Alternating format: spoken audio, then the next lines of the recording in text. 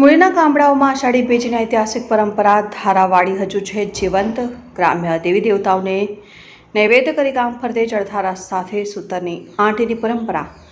ધારાવાળી શબ્દ નવી પેઢીના યુવાનો માટે હજુ કતોગણ સમજણ બહાર છે. ત્યારે આષાઢી બીજે ખેડૂતો માટે નવું વર્ષની સાથે વરુણદેવને રીઝવવા સાથે પ્રાર્થના કરી વરસાદ સારો થાય અને આ વર્ષ અનાજ બહોળું પાકે, ધાનના ઢગલાઓ ખેડૂતો ખેતરથી લાવે, સાથે પશુઓને બોળી જગ્યામાં ઘાસચારોથી તૃપ્ત થાય તે માટે એક ઐતિહાસિક પરંપરા વર્ષોથી ગામડાઓમાં ચાલી આવી છે. હવે તે પણ સમય પ્રમાણે ઓછી થતી જાય છે.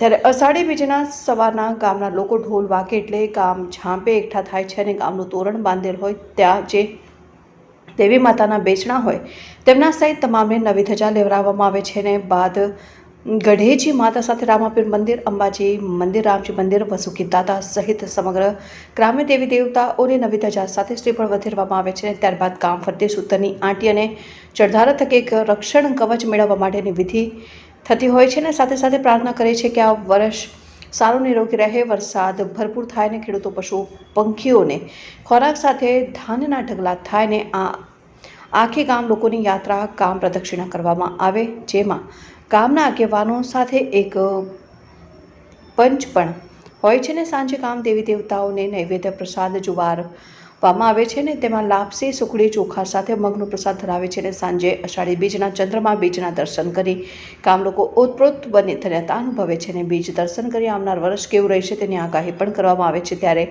હવે આ ધારાવાળી ને પરંપરા બહુ જ ઓછી જગ્યાએ જોવા મળે છે. ત્યારે મૂળીના દુધઈ સહિતના ગામોમાં ઐતિહાસિક પરંપરા જોવા મળે છે. Ramkubhai Karpada, news 7 India, Muli.